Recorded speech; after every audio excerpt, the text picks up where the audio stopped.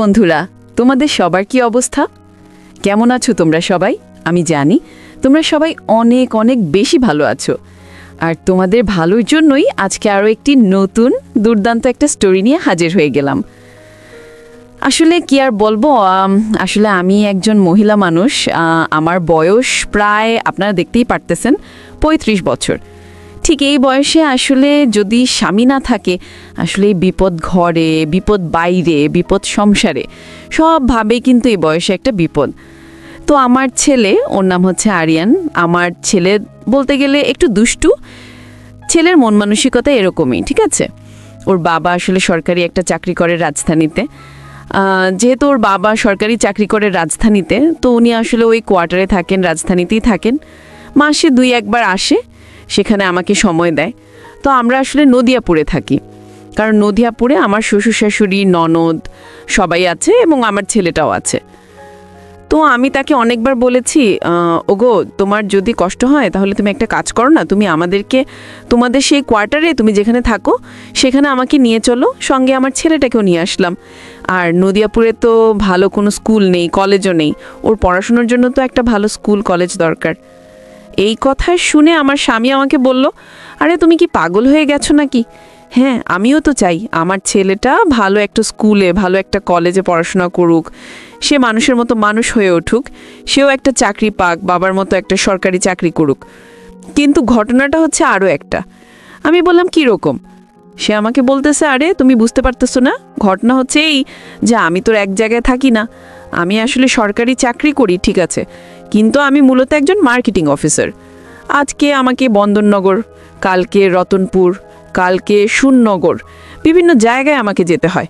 আমার কোনো এক জায়গায় নির্দিষ্ট কোনো জায়গা নেই, এই জন্যই আমি তোমাকে নিয়ে আসতেছি না। আর তাছাড়া আমার মা বাবাও তো বয়স হয়েছে, তাদের তো একটু দেখাশোনা করা লাগে, তাই না?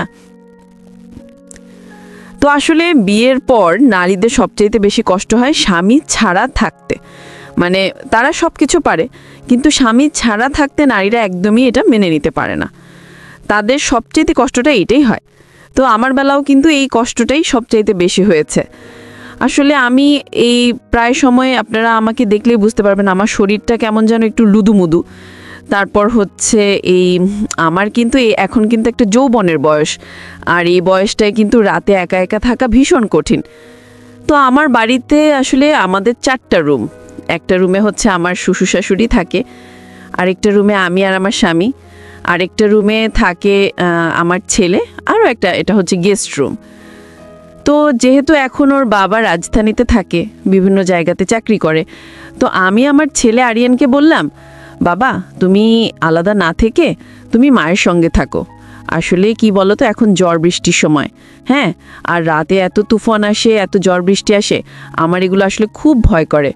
ছোটোবেলা থেকেই আমি আসলে এই ঝড় বৃষ্টি, তুফান বা বাতাস, এই ধরনের কোনো কিছু আসলে আমি ছোটোবেলা থেকে ভয় পেতাম, যে কারণে আসলে আমি একা একা থাকতে পারি না।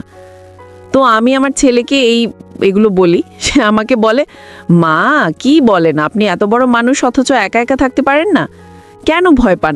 আপনি তো দেখতেছি বাচ্চা মানুষের মতো ভয় পান।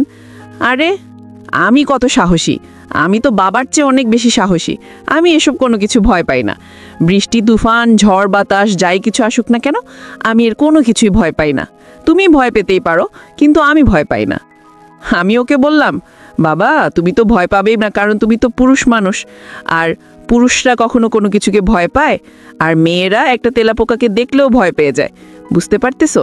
আমি তোমার মা, ঠিকই তোমার চেয়ে বড় ঠিকই, কিন্তু আমি তো নারী মানুষ। সে আমাকে বলল, আচ্ছা মা, নারী পুরুষের তফাৎ কি? এখন আমি তাকে কি বলে বা কি করে আমি তাকে এখন বুঝাই যে আসলে নারী এবং পুরুষের তফাৎটা কি? তো আমি ওকে বললাম, শুনো, নারী মানে হচ্ছে কি জানো? নারী মানে হচ্ছে তারা হচ্ছে এই বাচ্চা জন্ম দিতে পারে, তাদের এই ক্ষমতা আছে। এই যে তোমাদের শরীর দেখো না, হ্যাঁ, তোমাদের কোনো কিছু নেই, তোমরা খালি শরীরে থাকলেও এই কোনো কিছু সমস্যা নেই, কিন্তু আমরা যদি খালি শরীরে থাকি তাহলে মনে করো অনেক সমস্যা, প্রচুর সমস্যা। সে আমাকে বলল, কি সমস্যা তোমরা খালি শরীরে থাকলে? এখন এই কথা আমি ওকে কি করে বলি? আমি বললাম, এই যে আমাদের এই যে এগুলো আছে না, এগুলা দেখলে মানুষ সমস্যা করে, বুঝছো, সমস্যা করে। যাই হোক, তোমার এত কিছু বুঝতে হবে না। এখন আমি তোমাকে বললাম তুমি আমার রুমে ঘুমাবে, আজকে দিকে আমার রুমে ঘুমাবে। তারপর আমার ছেলে এসে বলল, আচ্ছা ঠিক আছে আম্মা, তুমি যেহেতু বলতেছো আমি তোমার কাছেই শোবো। তো এদিকে আমার স্বামী রাত 10টার সময় আমাকে ফোন করে বলতেছে, কি ব্যাপার, কি করতেছো, খাওয়া দাওয়া করেছো? আমি বললাম, না, তোমাকে ছাড়া কি আমার একটুও ভালো লাগে? আমার তো খুবই একা একা লাগতেছে, ভালোই লাগতেছে না। দিন কোনো রকম গেল কাজে কর্মে, রাত তো একদমই যেতে চায় না। তোমাকে সারাক্ষণ মিস করি, আর ভালো লাগে না। এই একাকিত্ব, আসলে বিয়ে করেও মনে হচ্ছে আমি যেন অবিবাহিত। স্বামীর আদর পেতে মন চায় সারাক্ষণ। আমার স্বামী বেশ রোমান্টিক, সে আমাকে বলতেছে, আরে এত ধৈর্যহারা হয়েও না, শোনো, ধৈর্যর ফল মিষ্টি হয়, একটু ধৈর্য ধরো, একটু সবুর করো, দেখবে সব কিছু ঠিক হয়ে গেছে। এ কথা বলে এসে আমাকে বলতেছে, জান একটু ভিডিও কল দাও না। আমি তাকে বললাম, কি বলো, ছেলে এখন পড়াশোনা করতেছে আমার রুমে এসে। সে আমাকে বলতেছে, ও তোমার রুমে পড়াশোনা করতেছে কেন? আমি বললাম, আজকে বাইরে বৃষ্টি হচ্ছে বুঝছো, ঠান্ডা দিচ্ছে, জ্বর হচ্ছে, আর আমি তো এসব ভয় পাই, তুমি জানো না, এই জন্য ওকে নিয়ে এসেছি। তারপর হলো, তুমি পর্দাটা একটু দিয়ে তুমি আমাকে ভিডিও করলে, তুমি আমাকে সব কিছু দেখাও, আমার ভালো লাগতেছে। আসলে আমার স্বামী আমার কাছে না আসলেও সে আমাকে রাজধানী থেকে ভিডিও কল দেয়। ভিডিও কল দিয়ে আমার সব কিছু দেখে নেয়, দেখে নিয়ে তারপর তিনি তার নিজের মতো করে হাত দিয়ে ওটা করে। কিন্তু আমি বাবা এসব হাত টাত দিয়ে খুব মজা পাই না, আমার এগুলো একদমই ভালো লাগে না। তারপর আর কি করব, সে বড্ড জিদি মানুষ, কোনো কিছুতেই সে থামবে না, তাকে ভিডিও কল দিতেই হলো। এখন দেখতেছি আমার ছেলে আমার দিকে তাকিয়ে আছে। আমি জানালার পর্দাকে একটু টান দিয়ে এটাকে একটু এই বেড়া দিয়ে দিলাম যাতে সে না দেখে। তারপর সে আমাকে বলতেছে, খোলো, সব কিছু দেখাও, তোমার ওইগুলো দেখে দেখেই তো একটু বাতিটা করি। তারপর আর কি করব, তাকে ভিডিও কলে সব কিছু দেখাতে হলো, সব কিছু একদম নিচে থেকে উপর পর্যন্ত সব কিছু দেখাতে হলো। এখন এই দেখাতে গিয়ে আমার ছেলে আবার পাশের রুম থেকে হঠাৎ সে চুপি চুপি দেখতেছে আমি তার বাবার সঙ্গে কি করতেছি, দেখে সে একদম আমার মোবাইলের সামনে চলে এসেছে। ভাগ্যিস ওর বাবা ওকে দেখে নাই। তারপর সে আমার দিকে তাকিয়ে আছে। এখন আমি ওর বাবাকে কি করে বলি? তো আমি তাকে বললাম, দেখো আজকে আমার ভালো লাগতেছে না, শরীরটা খুব খারাপ লাগতেছে, আমি এখন রাখি। সে বলল, আচ্ছা ঠিক আছে, ভালো থেকো, শরীরের যত্ন নিও। এই বলে সে কথাটা শেষ করলো। আমার ছেলে এসে বলতেছে, আম্মু তুমি দেখি প্রতিদিন রোজ বাবাকে এই ভিডিও কল দিয়ে রাত্রেই কাপড় খোলো, এই কি সমস্ত এগুলো দেখাও, আব্বুও দেখি বেশ মজা পায়। আম্মু আমাদেরকে আব্বুর কাছে নিয়ে গেলেই তো হয়, তোমাকে একেবারে কাছে পায়। আমি তাকে বললাম, তোমার আব্বুর কি সেই সুযোগ আছে? হ্যাঁ, তোমার আব্বু তো অনেক ব্যস্ত মানুষ, সরকারি চাকরি করে, ঠিক আছে, আর সরকারি চাকরিজীবীরা এত সহজেই সময় সুযোগ পায় না, তারা সময় সুযোগ দিতে পারে না। যাক তুমি আসো, রাত অনেক হয়েছে, আমরা এখন ভাত খেয়ে ঘুমাবো। তো ভাত খেয়ে আমি ওকে বললাম, তুমি ঘুমিয়ে পড়ো না। সে ঘুমাবে না, ওই যে তার বাবাকে দেখিয়েছিলাম সে এখন এইটাই দেখবে। তো আর কি করব, এখন তাকে এটা দেখাতে গিয়ে আমি বললাম, তোমাকে এটা আমি ছোটবেলায় দেখিয়ে ফেলছি। সে বলে, না আমি আবার দেখব। বন্ধুরা, এইভাবে দেখতে দেখতে আমার ছেলে যতদিন আমার সঙ্গে ঘুমোতে যায় ততদিন আমার কাছে মনে হয় কেন জানি আমার কাছে একটা অন্যরকম একটা ফিলিংস কাজ করতেছে। তারপর আমার এক চাচাতো ভাই আছে, সে মাঝে মধ্যে আমার কাছে আসে। আসলে সত্যি কথা বলতে ওর সঙ্গে আমার ছোটবেলার রিলেশন ছিল, আর আমি ছোট ছিলাম তো তেমন একটা চালাক ছিলাম না, আর ও বেশ চালাক ছিল। ভিডিও দেখে দেখে বিয়ের আগে আমার সঙ্গে কত কিছু করে ফেলেছে এই কথা আর বলতে। ও মাঝে মধ্যেই আসে, ওর বিয়ে শাদী হয়, মাঝে মধ্যে আমার কাছে আসে, এসে 2-3 রাত থেকে যায়, আর কেউ কোনো কিছু মনে করে না। আমার ভাই আমার কাছে থাকবে, এতে কার কি বলার আছে? এদিকে আবার চাচাতো ভাই ফোন দিছে রাতে, দিয়ে বলতেছে, আপু কালকে একবার তোর বাসায় আসবো। আমি বললাম, কেন, কি হয়েছে? সে বলিস না, এই কয়েকটা দিন বড্ড ডুবে শীত, তোর কথা মনে পড়তেছে, আর ভালো লাগতেছে না, আমার আসতেই হবে। আমি বললাম, তাই? তুই আসলেই তো এগুলো করিস, দেখ এগুলো আমি একদমই পারবো না। দেখ এখন আমার বিয়ে হয়ে গেছে, তুই বিয়ের আগে আমাকে যা করেছিস, কিন্তু এখন আর আমি তোকে এই সমস্ত কিছু দিতে পারবো না। আমার এখন স্বামী আছে, আমার সংসার আছে, আমার ছেলে আছে, এগুলো যদি তারা দেখে তাদের কাছে আমি কি বলবো বা কি জবাব দিব তাদের কাছে, বলো তো? সে কোনো কিছু শুনতেই চাইলো না। সে বলে, দেখ তোর স্বামী আছে, সে তোর রাজধানীতে থাকে, আর তোরও তো একা একা লাগে না, এগুলো তো তোর লাগে। দেখ আপু, আমি এত কিছু জানতে চাই না, আমি আসতেছি মানে আসতেছি। আর তাছাড়া তোর কাছে আমার অনেক ভিডিও আছে, ছবি আছে, দেখ আপু আমার রাগ করিস না। তো যাই হোক, আমারও তো আসলে সত্যি কথা বলতে এটা লাগে, তাই না? তো ওকে আমি না করতে পারি না। ও আমাকে অনেক বেশি ভালোবাসে, অনেক সম্মানও করে। তো আগামীকাল সকালবেলায় দেখি ও চলে এসেছে, একদম 10টা বাজে। ও আসার পরে ওকে বললাম, তুই হাত মুখ ধুয়ে আয়, আমি তোকে এই খাবার দিচ্ছি। ওকে খাবার দেওয়ার আগেই ও হাত মুখ না ধুয়েই এসে আমাকে রুমে নিয়ে গেল। রুমে নিয়ে রুমটা বন্ধ করে দিল।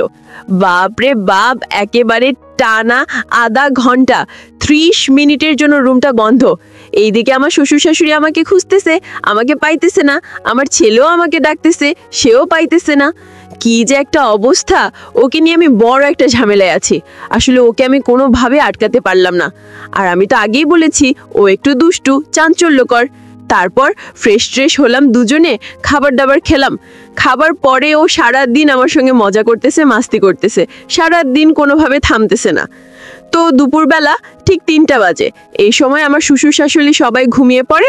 তার আসলে দিনে ঘুমানোর অভ্যাস আছে, 1-2 ঘন্টা তারা ঘুমায়। আর এই সময়টাতে আমিও একটু ঘুমাই, আমার ছেলেও ঘুমায়। আমি আমার ছেলেকে ঘুম পাড়িয়ে আমি একটু ঘুমাচ্ছি, হঠাৎ করে আমার চাচাতো ভাই সাগর আসলো আমার রুমে। আমার ছেলেই আমার পাশে ঘুমিয়ে আছে, ওকে পাশে রেখেই আমার চাচাতো ভাই এসে আমার শরীরে টাচ করতেছে। মানে বিভিন্নভাবে আমাকে কিন্তু উত্তেজিত করার চেষ্টা করতেছে। আমি তাকে অনেক বোঝানোর চেষ্টা করতেছি, ভাই দেখ আমার ছেলেটা এখানে শুয়ে আছে, ওর সামনে এগুলো করিস না, ও কিন্তু ওর বাবাকে বলে দিবে। সে কি আর কোনো কিছু শোনে? না, সে আর কোনো কিছু শোনে না। সে বলে, সে যদি দেখে তাকে আমি 500 টাকা ধরিয়ে দিব, আর প্রয়োজন হলে তাকেও আমি করতে দিব, সমস্যা কি? এই কথা বলে সে আর কোনো কিছুই রইল না। আমার মুখটা একদম একদম চাপা মেরে কি আর বলবো, এক টানে সব কিছু এমন জুড়ে শুরু করলো যার বলার বাইরে। আসলে ওর মুখটা আমার হাত দিয়ে চেপে ধরে আছে। আমি আর কোনোভাবেই আসলে ওর মুখটা আটকে রাখতে পারলাম না। আমি ওর হাতটা সরিয়ে অনেক জোরে নিঃশ্বাস নিচ্ছি। আর নিঃশ্বাস নিতে হঠাৎ করে দেখি পাশে যে ঘুমিয়ে আছে আমার ছেলে আরিয়ান, হঠাৎ করে ও ঘুম থেকে উঠে পড়লো। উঠেই দেখে আমার চাচাতো ভাই ওর মামা আমার উপরে। ও দেখে বেশ কতক্ষণ সময় তাকিয়ে থাকলো। আর আমার চাচাতো ভাই, ওকে আর কি বলবো, ওর তো একেবারে জ্ঞানকাণ্ড বলে কোনো কিছু নেই। আরে বাবা, আমার ছেলেটা দেখতেছে, এবার তো একটু থাম না আমার উপর থেকে। না, সে নামবেও না, সে থামবেও না। সে যে দেওয়া শুরু করেছে তার কাজ সে সারবেই। আর কি, আমার ছেলে সামনেই সে কাজ সারতেছে। তারপর এইভাবে আমার ছেলেটা একেবারে তাকিয়ে রইল যে শালার এটা কি হইলো। তারপর ও আমার কাজ করে চলে গেল।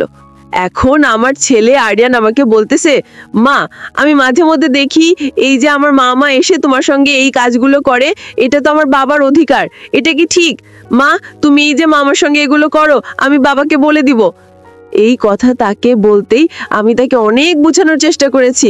তাকে আমি 2000 টাকাও দিয়েছি। তার মামাও তাকে অনেক বোঝানোর চেষ্টা করেছে। সে কোনো কিছুতেই বুঝতেছে না। সে বলে, আমার কাছে তো মোবাইল আছে, আমি আব্বুকে সবকিছু বলে দিব। ঠিক আছে, এখন যদি ওর আব্বুর কাছে সবকিছু বলে দেয় তাহলে তো আমার সংসারটা নষ্ট হয়ে যাবে। আর ও আমার ছেলে, এখন ওর সঙ্গে বা আমি কিভাবে বলি? আজকে রাত্রে আমি আর আমার ভাই, চাচাতো ভাই মিলে একটা বুদ্ধি করলাম।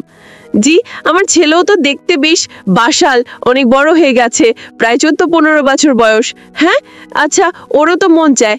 আচ্ছা ওকে আমি জিজ্ঞাসা করলাম, আচ্ছা আরিয়ান, শুনলাম তুমি নাকি স্কুলে প্রেম করো, তোমার নাকি বান্ধবী আছে, গার্লফ্রেন্ড আছে, কি মার কাছে এগুলো লুকাও? দাঁড়াও, আমিও তোমার পাপার কাছে সবকিছু বলে দিব, লুকিয়ে বুঝে সব করো। সে আমাকে বলতেছে, আম্মু তুমি বিশ্বাস করো, আরে আমাকে অনেক মেয়ে অফার করে, কিন্তু আমি কোনো মেয়ের এই সমস্ত, আমাকে এগুলো ভালো লাগে না। আমি তাকে বললাম, আচ্ছা তাই নাকি? দুধে ধোয়া তুলসী পাতা?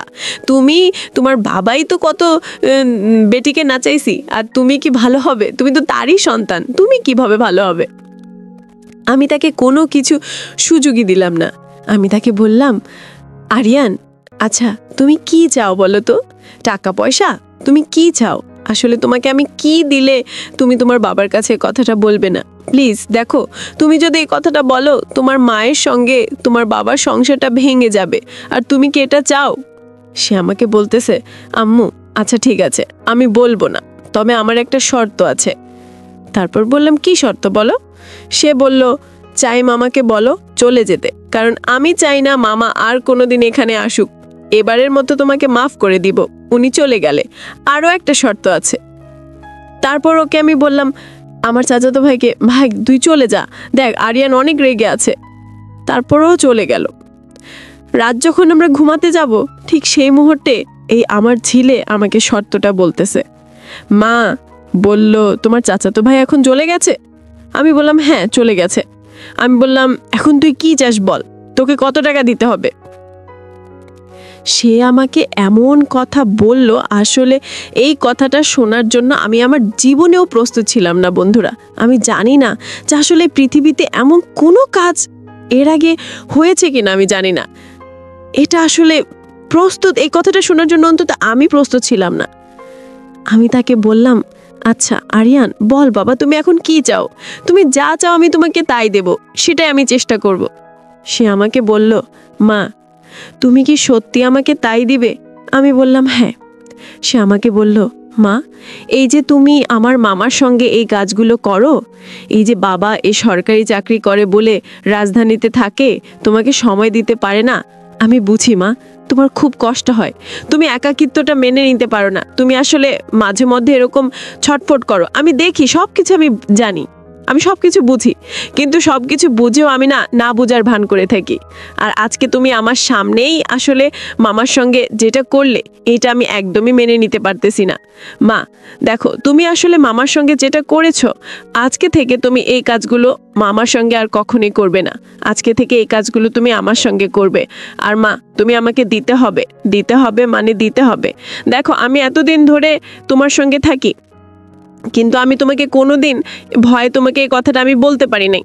আমি সবসময় এমনভাবে থেকেছি যেন তুমি বুঝো আমি এখনো ছোট রয়েছি, এইগুলো কোনো কিছুই যেন আমি না বুঝি। কিন্তু মা আজকে নিজের চোখে আমি এটা দেখার পর আমি বুঝলাম যে না, তোমার এটা লাগবে। আর তোমাকে বাহিরের লোক কেন এসে তোমাকে এটা দিয়ে যাবে? যদি বাবা জেনে যায় তখন কি হবে? দেখো মা, আমি ঘরের মানুষ আছি, তোমার নিজের মানুষ আছি, আমি যদি তোমার সঙ্গে এটা করি তাহলে কেউই জানবে না। এখন তুমি কি বলো, বাকিটা হচ্ছে তোমার উপরে। আমি ওর মুখে এই কথাটা শোনার পর আমি ওকে বললাম, আরিয়ান তুই এটা কি বলতেছিস বাবা? তুই আমার সন্তান, আমার ছেলে, দেখ তোকে আমরা মানুষ করেছি। না না না, এটা আসলে সম্ভব না। দেখ তোর বাবা যদি এই কথাটা কোনোভাবে শুনে, কোনোভাবে যদি তার কানে যায়, দেয়ালেরও কিন্তু কান আছে, তাহলে কিন্তু আসলে এই সমাজে আমি আসলে মুখই দেখাতে পারবো না। আমি যে কয়ে যাব আমি সেই রাস্তাটুকু জানি না। আরে এটা হয় না বাবা, তুমি বরং একটা কাজ করো, তুমি যে স্কুলে পড়াশোনা করো ওইখানে তো অনেক মেয়ে আছে, তুমি ওইখান থেকে একটা মেয়ের সঙ্গে রিলেশন করো, তারপর তুমি বাসায় নিয়ে আসো মেয়েটাকে, তোমার যা ইচ্ছে তুমি তাই করো, আমি তোমাকে বাধা দিব না, ঠিক আছে? দরকার বলে তোমাকে 1000 টাকা দিচ্ছি। আমি বললাম, আমরু আমি আসলে টাকা পয়সা কোনো কিছুই চাই না, আমার কোনো কিছু লাগবে না, আমার তোমাকে লাগবে, মানে আমার তোমাকেই লাগবে, আমি আর কোনো কিছু বুঝি না। এই যে তুমি বাবার অভাবে দিনের পর দিন এভাবে যৌবনের শিকার হচ্ছ, এই যে তুমি একা একা থাকতেছো, তোমার কিন্তু অনেক কষ্ট হচ্ছে আম্মু।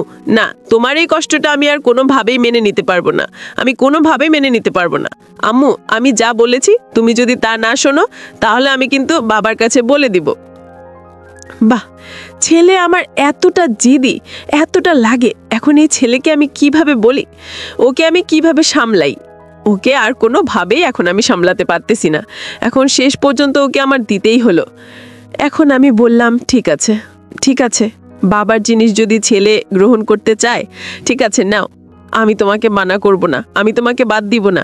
তবে হ্যাঁ, তোমার বাবা যদি এই বিষয়টা জানে, তোমার বাবার কানে যদি এই কথাটা যায়, যদি কেউ বলে, তাহলে তখন তুমি তোমার বাবাকে কি বলবে? আমার ছেলে আমাকে বলতেছে, বাবার বিষয়টা তুমি আমার উপর ছেড়ে দাও, বাবা এটা কোনোদিনই জানতে পারবে না, বাবা সরকারি চাকরি করে, ঠিক আছে গিয়ে দেখো বাবাও আসলে কত মেয়ের সঙ্গে এগুলো করতেছে। আর আম্মু তোমার কষ্ট হয় বুঝছো, আমি তোমার কষ্টটা মেনে নিতে পারবো না, তুমি এইভাবে ওই এর কাছে যাবে, ওই তার কাছে যাবে, দেখো এইভাবে না গিয়ে তুমি বরং চাও আমি তোমাকে আজকে থেকে সব দিব। বাহ বাহ বাহ বাহ, ছেলের মুখে এরকম কথা শুনে সত্যি কথা বলতে আমার প্রথম দিকে খারাপ লাগলেও পরে কিন্তু আমার ভিতরে অনেক ভালো লাগা কাজ করেছে। আসলে আমি বুঝতে পারতেছি যে আমার যে শরীরটা এই বয়সে এসে সত্যি কথা তো একটা নারী মানুষ, সে কিন্তু একা থাকতে পারে না। আমি হয়তো ওকে ছেলের চোখে দেখতেছি, কিন্তু ও তো আমাকে মায়ের চোখে দেখতেছে না। আসলে দিন শেষে আমাকে বুঝতে হবে যে আমি একজন মানুষ, রক্তে মাংসে গড়া একজন মানুষ, আমি একজন নারী। আমারও তো চাহিদা থাকতে পারে, আমারও তো আসলে অধিকার থাকতে পারে। আসলে এই কথাটা আমি আর ওকে আমি আর বাধা দিতে পারি নাই।